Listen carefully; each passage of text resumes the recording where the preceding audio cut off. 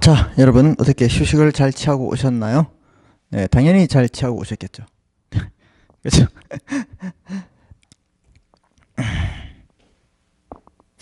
어떻게 뭐 수업 여러분 잘 따라오고 계시죠?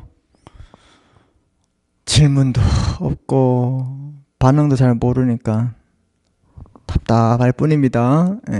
여러분 좀 이렇게 좀 질문 좀 해주고 하세요. 워낙 제가 잘 하셔가지고 다 이해한다고 믿고는 있지만 그래도 질문을 좀 해주시고 하셔야지 제가 여러분들이 어떻게 이해를 하고 있고 또 어떤 음, 정도의 수준을 유지하고 있는지 제가 알 수 있을 거 아니에요. 자, 그런데 여러분은 이제 뭐 성적이 올라오거나 아니면 이제 시험에 관해서 이런 것들은 상당히 이제 관심을 갖고 이제 질문을 하고 그럽니다. 자, 그러니까 여러분 이제 그런 마음으로 좀 수업도 들으시고 좀 질문을 좀 제발 좀 해주십시오. 부탁드릴게요. 아셨죠? 자, 우리 아까 그 검사의 책임을 하면서 우리 발기인의 책임, 이사의 책임 뭐 이런 책임들을 우리가 한번 언급해 보았습니다. 그죠? 그래서 이제 그런 분들의 책임을 우리 한번 검토해 보면서 검사도 일정한 경우 책임을 지는데 이제 볼까요? 자, 우리 34쪽입니다. 자, 감사가 임무를 해태한 경우에 연대해서 회사에 대해서 손해배상 책임을 부담한다. 똑같습니다. 이 사람. 자, 그리고 악이나 중대한 과실로 제3자에게 손해를 입힌 경우에 제3자에게서 직접 연대해서 손해배상을 책임 부담한다. 뭐 이건 거의 뭐 이사하고 비슷하죠. 감사의 회사에 대한 책임 면제는 총주의 동의가 필요하다. 그래서 이제 우리 뭐 발기인의 자본 충실 책임 같은 경우는 무과실 책임으로서 어떻게 해요? 총주주의 동의가 있어도 면제 안 됐죠. 근데 감사 같은 경우는 총주주의 동의가 있으면 어떻게 해요? 한다. 뭘 한다? 책임을 어떻게 해요? 면제할 수 있다. 뭐 이런 것들이겠네요. 네. 자, 이게 우리가 이제 감사를 우리가 간단하게 봤습니다. 그래서 여러분들은 이제 감사에 관한 조문을 받고 우리는 이제 409조를 좀 보고 가겠습니다. 409조. 자, 409조 감사 및 감사위원회인데요. 자, 감사는 주총에서 선임한다. 1항. 자, 이 감사는 주총에서 선임한다. 이 말은 무슨 뜻일까요? 선임 기관이 주총이다. 언제? 회사가 성립된 후에는. 성립된 후에는 어디서 한다? 성립 후에는 발기 설립은 발기, 모집 설립에서는 창립총회에서 한다. 아까 말씀드렸죠? 그 다음에 성립 후에는 주주총회에서 한다. 이걸 여러분이 좀 기억해 주시면 되겠습니다. 자, 그 다음에 여러분들이 또 알아야 될 게 뭐가 있냐? 이 항 보세요. 이길 건 없는 주식을 제외하고 이걸 빼놓고 발행 주식 총수의 3%를 초과하는 주식을 가진 주주는 그 초과 부분에 대해서는 제1항의 감사 선임에 참여하지 못한다 이 말입니다. 이익은 행사 못한다. 즉 아까 말씀드렸죠? 3% 5% 가지고 있으면 3% 초과하는 부분은 2%예요. 2%예요. 근데 이것도 행사를 할 수 있어야 되는데 이걸 의결권을 제한시킨다. 그럼 뭐예요? 주주의 권리가 제한되는 거죠. 그래서 주식 평등 원칙 예외다. 요걸 우리가 아까 말씀드렸습니다. 자, 회사는 정관으로 이항의 비율보다 낮은 비율을 정할 수 있다. 이거 기억하십시오. 어떻게? 뭐 꼭 뭐 3%가 아니라 2%도 할 수 있다 이 말이죠. 자, 그 다음에 1항 사항을 보시면 자, 자본금 10억원 미만인 회사의 경우에는 감사를 선임하지 아니할 수 있다. 이 창립 절차의 간소화를 위해서 들어왔다. 2009년도에 들어왔죠. 그래서 소규모 회사의 자본 규모가 10억원 미만해서 창업 절차의 간소화 방안들이 여러 가지인데 그게 세 가지 정도는 여러분들이 기본적으로 알고 계시라고 저에게 판서했던 거 여러분들 기억나시죠? 네. 저거 여러분들 반드시 좀 기억하십시오.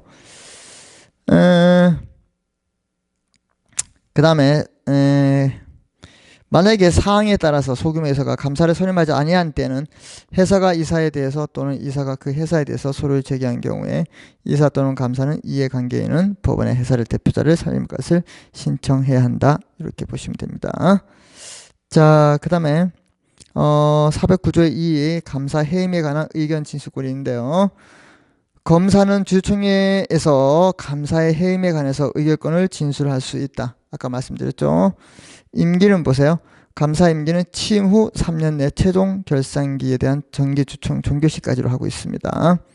그 다음에 겸입 금지 보세요. 감사는 회사 및 자회사에 어떤 회사든 자기가 속한 회사뿐만 아니라 자회사에도 이사 또는 지배인 기타 상업 사용인의 직무를 겸하지 못한다.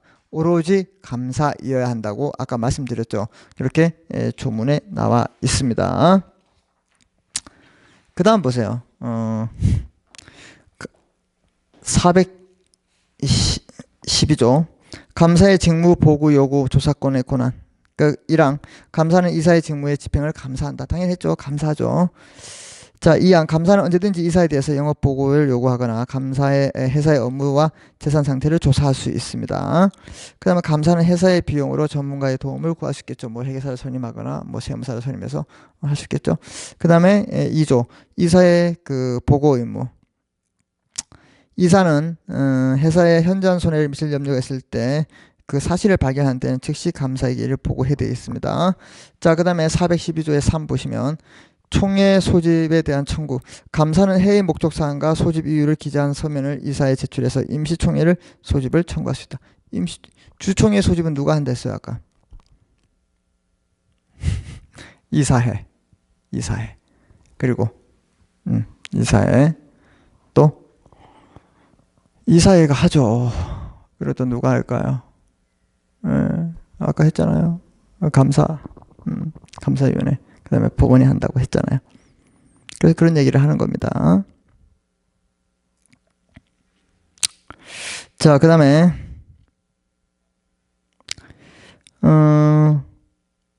412조의 4 이사회 소집 청구. 1항 감사는 필요하면 회의록의 목적사항과 소집 이유를 서면에 적어서 이사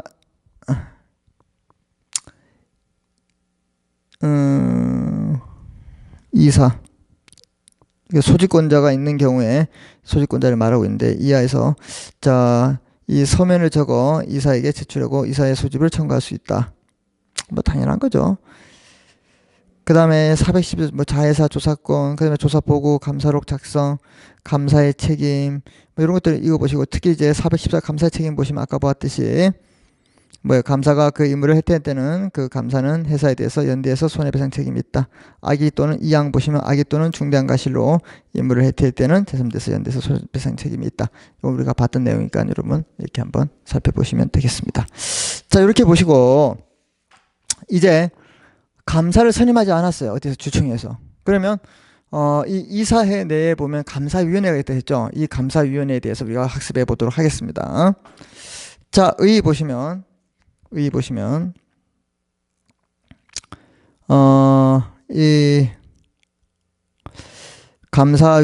감사위원회에 의 보세요.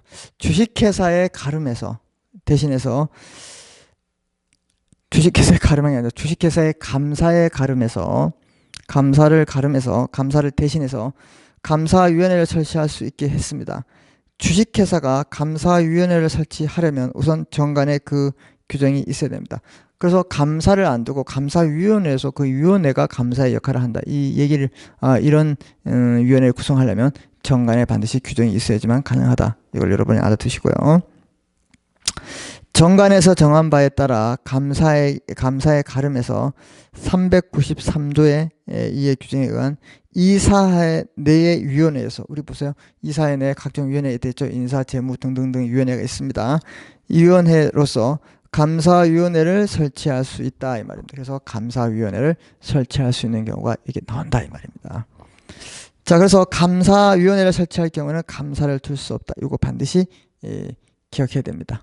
그 이사회 내에 있는 위원회 중에 감사위원회를 둘 때는 감사는 설치할 수 없다. 둘 중 하나만 있어야 된다. 자, 그 다음에 감사위원회의 구성이 나오는데요. 감사위원회의 수를 보겠습니다. 수를 보시면 이사회 내의 위원회이기 때문에 구성원이 감사위원은 반드시 누구 해야 돼요? 이사이어야 되겠죠, 여러분.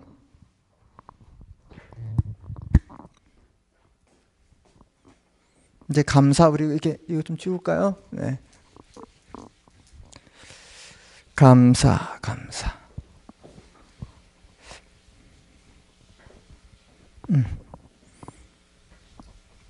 지우고.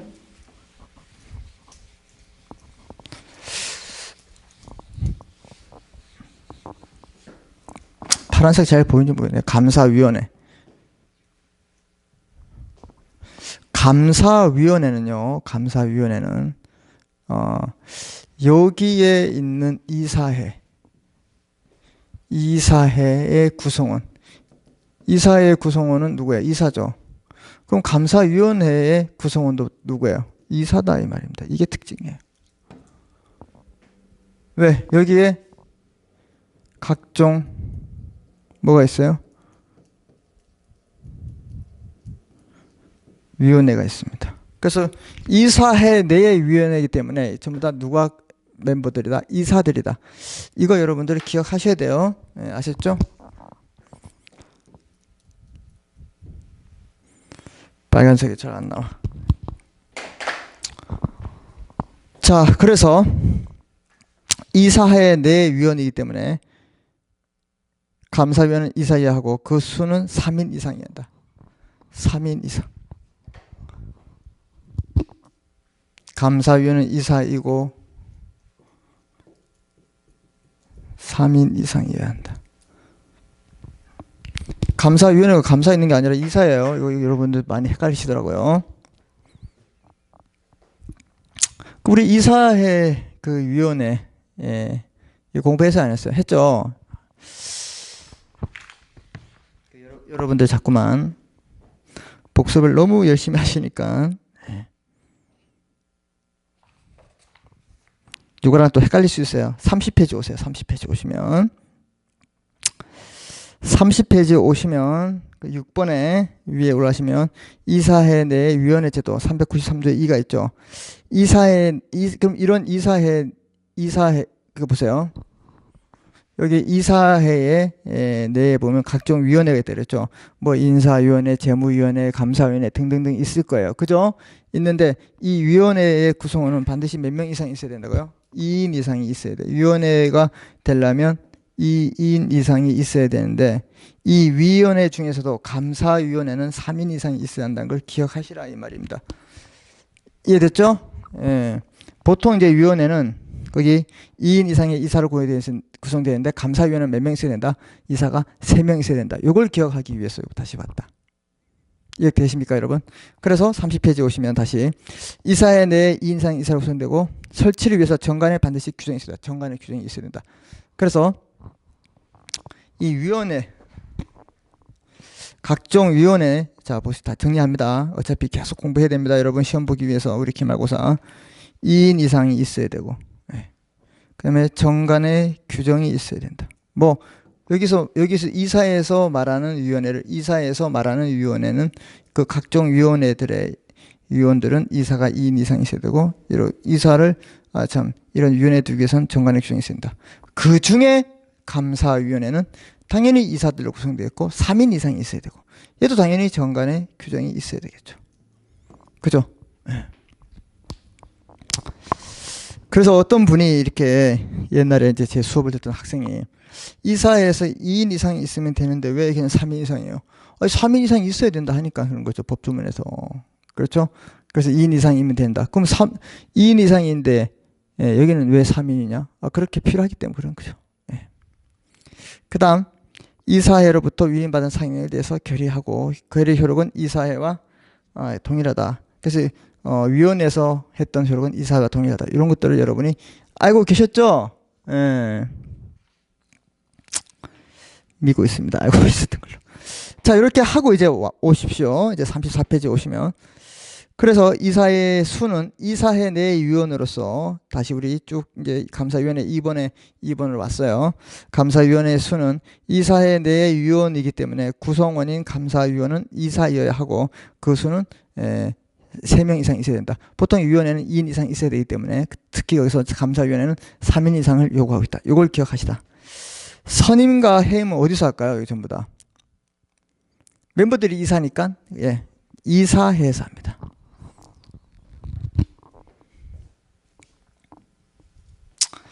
감사위원회의 구성은 이사회에서 합니다.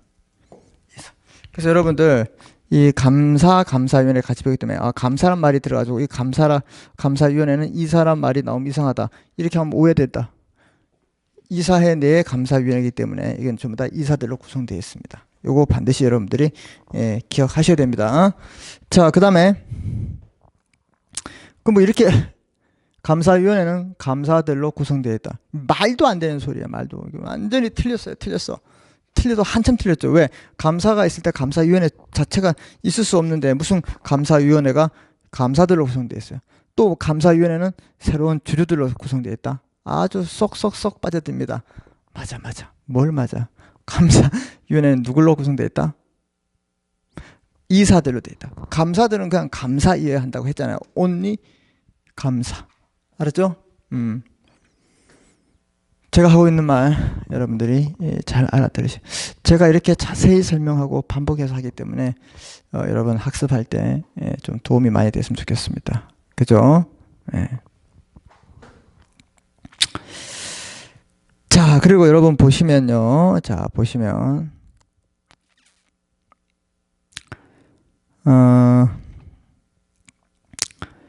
선임과 해임, 이사에서 하고요. 해임 결의는 3분의 2 이상이 결의로 합니다. 자격 제한을 보세요.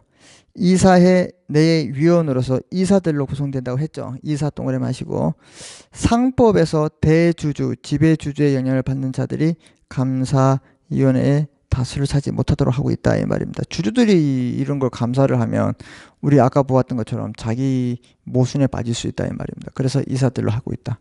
아까 무슨 말인지 알겠죠? 반드시 이사해야 합니다. 이 중요하죠. 이런 것들. 감사위원회 대표, 제가 조문 삽입, 감사위원회의 권한과 의무, 조문 삽입, 감사위원회 책임은 조문 삽입. 이것은 제가 쳐야 되는데 그냥 어차피 우리가 조문을 봐야 되기 때문에 제가 이런 책을 해놨습니다. 무슨 말인지 아시겠죠? 그래서 제가 이런 걸 안 쳐놓고 했으면 이상하잖아요. 자, 그래서 우리 이제 여기까지 보고 이 감사위원회에 대한 조문을 보면서 이제 이 감사위원까지 마무리 좀 하겠습니다. 감사위원회 415조의 2조를 보시면 감사위원회로 되어 있죠. 자, 1항 회사는 정관이 정하는 바에 따라서 감사의 가름에서 393조 2의 규정, 위원회 규정에 의해서 위원회로서의 감사위원회를 설치할 수 있습니다. 설치하여야 한다는 게 설치할 수 있다. 그럼 임의 규정이죠. 할 수도 있고 안 할 수도 있고 자기 자유예요. 그래서 감사위원회에 설치한 경우에는 감사를 둘 수 없다. 이건 반드시 기억하십시오. 둘 중 하나만 있어야 된다. 감사기구가 많이 있다 이 말은 맨날 감사만 할 거예요. 회사에 경영을 해야지. 알겠습니까? 네. 2항 감사위원회는 393조의 2항 3항에도 불구하고 3명 이상의 이사로 구성되어 있다. 원래 위원회는 2인 이상 있으면 되지만 이건 3인 이상이다. 반드시 기억하라고 했죠. 다 이렇게 조문에 다 나와 있잖아요. 자, 그 다음에 다만 사회이사가 3분의 2 이상, 사회이사는 뭐 그 상근이사와 반대로 밖에 있는 이사들 있죠. 그래서 이 사회이사가 참 문제가 많습니다. 이게 봉고만 받고. 이건 몰라요. 패스해요. 다음 페이지 보시면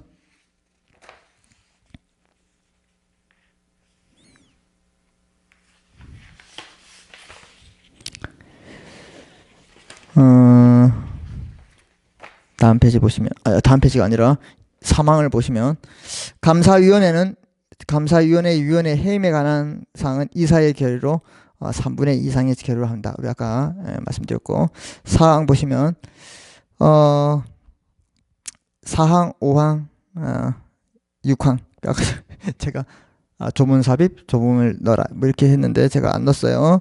그래서 대표 보세요.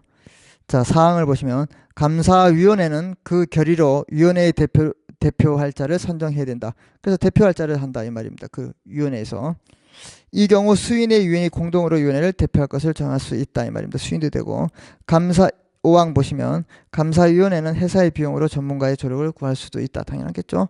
그 다음에 6항에 보시면 감사위원회에 대하여 392조의 사항 후단을 적용하지 않는다. 이게 감사위원회 책임이다 이 말입니다. 그래서 이렇게 보시면 되겠습니다. 아셨죠? 자, 이렇게 보시고 이제 이 지배구조에서 좀 알아야 될 게 뭐냐면 우리 준법 지원인 이런 내용을 좀 우리가 살펴볼 필요가 있습니다. 우리 그 은행 금융업에서는 우리가 이걸 준법 감시인 이런 말을 쓰고 우리 법학에서는 준법 지원인 이런 용어를 쓰고 있습니다. 좀 다릅니다. 용어를 쓰는 게 달라요.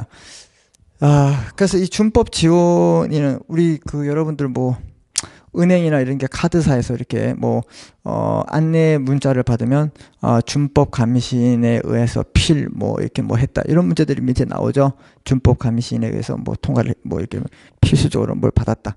그래 그러한 내용들이 바로 이 준법 지원인 제도예요. 그래서 이 준법 지원인 제도 이제 일정한 회사의 경우에 다 두어야 되는데 이제 문제가 이렇게 두었을 때 뭐 어떻게 되는 거예요? 예. 그 인력들을 어디서 충당할 것인가. 그래서 이제 뭐 변호사들로 해야 된다. 뭐 이렇게 말이 많아가지고 이거 뭐 변호사의 밥그릇을 챙겨주는 그런 제도가 아니냐. 뭐 이렇게 말이 많았습니다. 그래서 이런 것들이 이제 준법 지원인 제도이기 때문에 우리는 지금부터 이 준법 지원에 대해서 우리 학습해 보도록 하겠습니다. 아셨죠, 여러분? 네. 자, 이 준법 지원인이 되기 위해서는 자격이 필요합니다. 예, 그래서 우리 34페이지 오시면 준법 지원인의 자격에 대해서 일단 변호사의 자격을 가진 사람이 있어야 돼요. 라이센스를 따야 한다. 그래서 여러분들 로스쿨 가서 라이센스 따라니까요. 옛날에는요, 여러분, 옛날에는 무학, 학교를 다니지 않은 사람이든 초등학교 나오든 중학교만 나오든 고등학교 나오든 대학교 나오든 대학원을 나오든 학력에 나이에 관계없이 이 사법시험을 봐서 이제 어떻게 개천에서 용이 나서 사다리를 타고 올라갈 수 있었다 이 말입니다. 계층 이동이 가능했다 이 말입니다. 그러다가 이제 2000년대 와서 이제 그래도 사법고시를 보기 위해서는 이제 법학과 과목을 이제 좀 뭐 35학점을 들어야지만 볼 수 있는 자격을 줬다. 그리고 이게 이제 사법시험이 폐지되면서 이제 로스쿨로 왔는데 이 다양한 사람이 이제 법조인이 될 수 있는 기회가 이제 좀 많이 좀 제한됐죠. 그래서 이제 로스쿨 나오고 변호사 시험을 봐야지만 이제 라이센스를 딸 수 있어요. 그래서 이게 참 봤을 때는 모든 사람들이 이제 기회가 이제 균등되게끔 해서 이제 다 시험을 볼 수 있게 해야 된다는 취지는 제 생각이에요. 그래서 로스쿨에 있는 학교에는 법학과가 없죠. 네. 그래서 이 로스쿨 제도가 지금 이제 한 뭐 2009년도에 들어왔으니까 10년 넘었는데 앞으로 이렇게 어떻게 이제 쭉 갈지를 한번 지켜봐야 되겠고, 그래서 어차피 지금 이제 현재 체제에서 로스쿨 체제이기 때문에 여러분들도 이제 라이센스를 따고 싶으면 반드시 로스쿨 갈 수밖에 없습니다. 그래서 특히 이제 학부에서 법학을 배우기 때문에 로스쿨 가면 상당히 수월합니다. 다른 학생보다가. 그래서 여러분들도 한번 열심을 내 가지고 한번 해보시기를 제가 뭐 권해드립니다. 아셨죠? 네. 그래서 봐요. 준법 지원인도 라이센스가 있는 사람입니다. 그리고 고등교육법 2조에 따라 학교의 법률을 가르치는 이제 조교수 이상. 그래서 우리 이제 이 고등교육법에 보면 이제 여러분들이 부르는 교수가 우리 공무원 시험을 보더라도 뭐 9급, 8급, 7급, 뭐 6급, 5급 뭐 이렇게 쭉 올라가잖아요. 급이 있어요. 다 공무원들이죠. 근데 교수들도 이제 작년에 이제 법이 이제 바뀌었지만 교수들도 이제 이게 직위가 있어요. 그래서 제일 낮은 직위가 강사, 그 다음에 조교수, 그 다음에 부교수, 그 다음에 그 교수. 이 교수는 이제 그 정년이 보장된 교수. 이 급이 네 가지입니다. 강사, 조교수, 부교수, 교수. 그래서 이런 분들을 왜 교원이라 합니다. 무슨 말인지 아시겠죠? 자, 이 중에서도 이제 강사를 빼고 이제 조교수 이상의 5년 있던 사람들. 이분들이 준법 지원을 하겠어요? 네? 그 밖에 법률적 지식이 풍부한 사람으로 이게 문제예요. 그 밖에 법률적 지식이 풍부하다. 여러분도 풍부할 수 있잖아요. 열심히 공부하시면. 그래서 대통령이 정한 사람으로서 대통령이 정하는 사람 중에서 이사의 결의를 거쳐서 임명하도록 하고 있어요. 뭐 준법 지원인들을. 이게 바로 542조의 13입니다. 그 여러분 혹시 우리 조문 있죠? 그래서 542조를 한번 잠깐 가볼까요? 542조.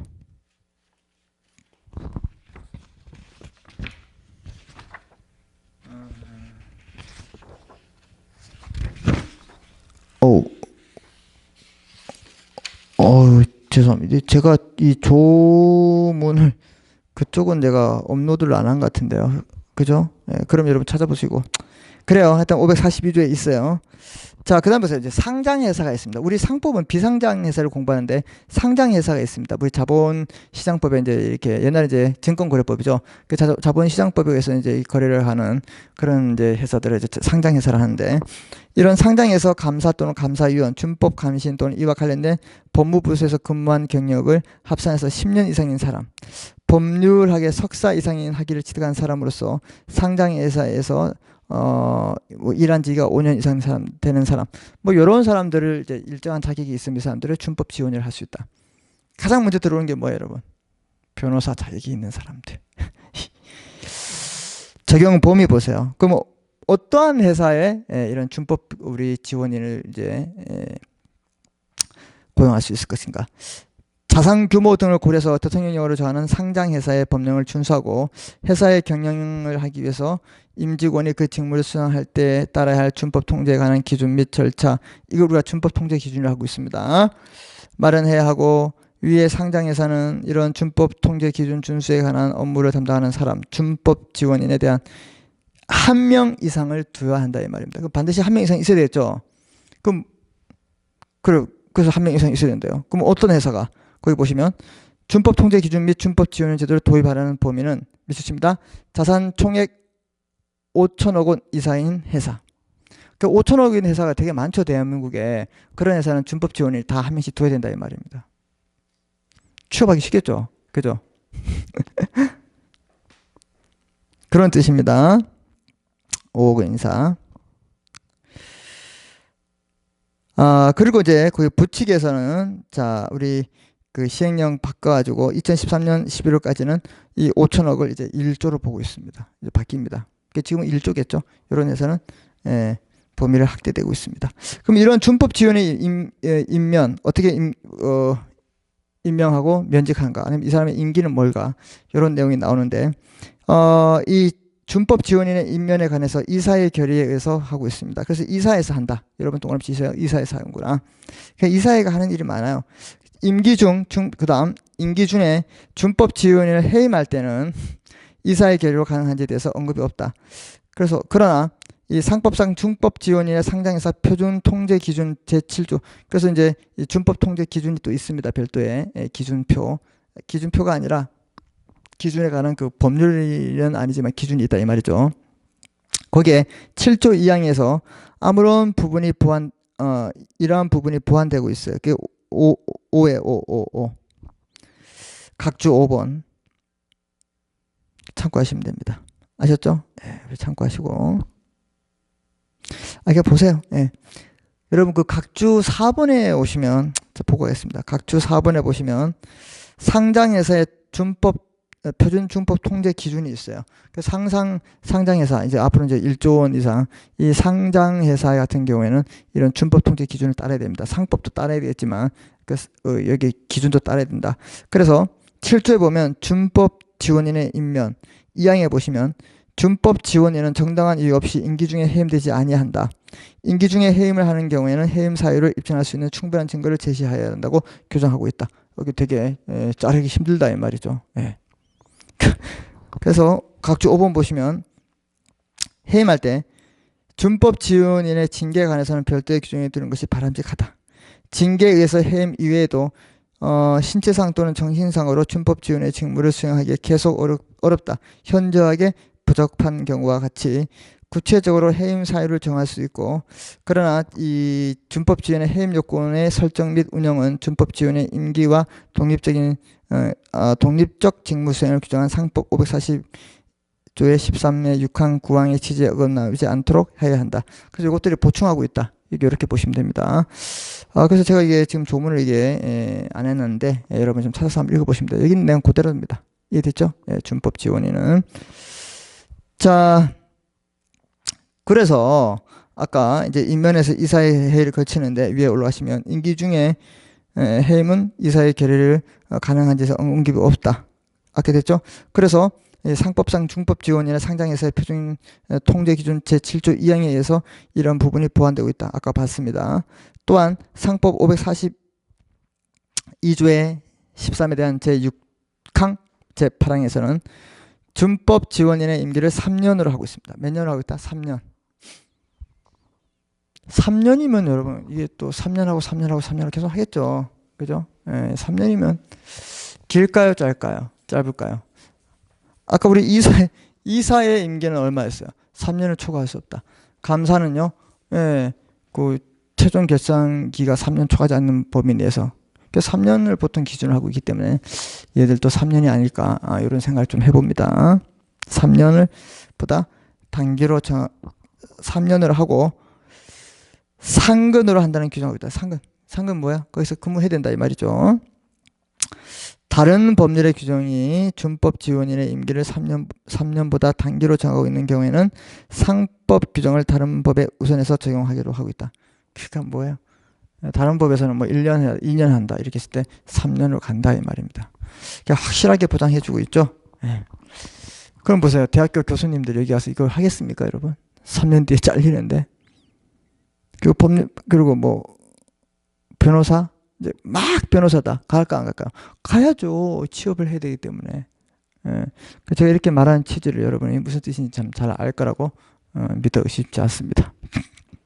화이팅입니다, 여러분. 자, 이런 준법 지원인의 의무와 책임에 대해서 우리가 공부해야 되는데요. 자, 542조의 13회 제3항에서는 준법 지원인은 준법 통제 기준의 준수 여부를 점검하고 그 결과를 이사회대가 당연히 보고하도록 하는 보고 의무 동그라미치고, 제7항에서는 선량한 관리자의 주의 의무, 선관 주의 의무, 그 다음 제8항에서는 재임뿐만 아니라 퇴임 후에도 직무상 악의된 업무상 비밀을 누설하지 아니할 의무. 알겠죠? 즉 동그라미칩니다. 영업비밀 준수 의무. 또한 구항에서 회사의 준법 지원인이 그 직무 수행 시에 필요하는 자료나 정보에 대한 제출을 요구할 경우에 성실히 응해야 한다는 규정이 있습니다. 뭐 거의 뭐 이사들하고도 거의 비슷하네요. 내용들이. 그죠? 근데 이사들은 좀 더 많이 나갔죠. 뭐 개입 의무가 발생하는 거 뭐가 있었어요? 경업 금지 의무, 자기거래 금지 의무, 그다음에 기회 유용 금지 의무 이런 것들이 있었죠. 너무 중요합니다. 그것들. 너무 중요해. 또 질문하면 안 되기 때문에 제가 참을게요. 자, 그다음 이런 준법 지원인의 보고 의무를 보더라도 상법상 중법 통제 체계는 구촉과 운영에 대한 최종적인 의무가 이사회에 볼 수 있다고. 그래서 이사회가 이렇게 중요한 역할을 한다 이 말입니다. 이렇게 하면서 감독권까지 하고 있다. 그런데 의사결정권자가 한다. 그러면 문제 크다 이 말이죠. 그래서 집행임원 제도는 그런 것들을 좀 이렇게 방지하기 위해서 들어왔던 제도라고 여러분이 알고 계시면 되겠죠. 자, 그래서 준법 지원의 보고 의무를 보더라도 개정상법상 준법 통제 체계는 그 구촉과 운영에 대한 최종적인 의무가 이사회에 있다고 알 수 있습니다. 반면 준법 지원의 책임에 관한 규정이 없는 것은 준법 지원의 임무 혜택에 따른 책임을 부담하지 않는다는 것은 문제가 있다. 그래서 얘도 일정한 우리 이사와 감사처럼 책임을 어떻게 지는가에 대한 규정이 있어야 되는데 없다. 이게 아쉬운 점이다. 이렇게 보시면 되겠습니다. 그래서 준법 지원인은 이렇게 보시고, 그 다음에 여러분이 좀 이제 또 알아야 할 게 뭐가 있냐면, 이제 외부 감신 제도가 있습니다. 외부 감신. 그래서 이런 외부 감신에 대한 내용을 우리가 좀 한번 보도록 하겠습니다. 자, 우리 36페이지에 오시면, 36페이지에 오셨어요? 네. 자, 이제 우리 앞으로 이제 배워야 할 내용 중에 뭐가 있냐? 자금 조달에 대한 신주 발행은 좀 중요하기 때문에 할 거고요. 그 다음에 이제 기업의 구조 변경에 관한 정관 변경 감소 뭐 이런 것들, 그 다음에 합병 이런 것밖에 안 남았습니다. 그래서 이제 거의 이제 마무리가 돼 가는데 이제 왜 이렇게 마음이 좀 좀 그래요. 여러분하고 좀 이게 이 면대면 수업을 좀 못한다는 게 좀 그렇고, 일단은 뭐 열심히 우리 지금 서로 하고 있죠. 자, 일단 보겠습니다. 먼저 그 외부 감사인 제도. 자, 주식회사의 외부 감사에 관한 법률에 의해서 주식회사의 외부 감사에 관한 법률에 의해서 자산 총액이 일정한 기준 이상인 경우에 내부 감사 외 회계 전문 기관의 회계법인 또는 감사반에 의한 회계 감사를 받도록 하고 있습니다. 이게 바로 외부 감사. 외부에서 감사가 들어와서 감사를 받는다. 이게 외부 감사. 알겠습니까? 그래서 외부 감사법 제2조예요. 이렇게 외부 감사를 받아야 하는 주식회사는 직접 사업연도 말에 자산 총액 100억 원 이상인 회사를 말하고 있다. 얼마? 100억 원 이상인 회사. 이런 회사들은 뭐 회계사나 이런 팀에 의해서 감사를 받아야 된다 이 말입니다. 요게 바로 외부 감시인이고요. 그 다음에 이제 검사인이 있죠. 예, 검사인. 이런 검사인. 자, 검사인은 보시면 1번 회사의 설립 시에 변태 설립사항과 현물 출자 이행. 또 질문하면 안 되지. 변태 설립사항과 현물 출자 아시죠? 네. 변태 설립사항 4개 있잖아요. 280, 290조에. 그죠? 그 다음에 우리 현물 출자는 변태 설립사항 중에 하나죠. 회사 설립 시에 변태 설립사항과 현물 출자의 이행, 존속 중에 회사의 업무와 재산 상태의 조사를 임무로 하는 주식회사의 임시기관이다. 검사인은 임시기관이에요. 그래서 검사인은 성질상 자연의 하나고 회사의 이사나 감사, 상업사유는 검사인이 될 수 없다.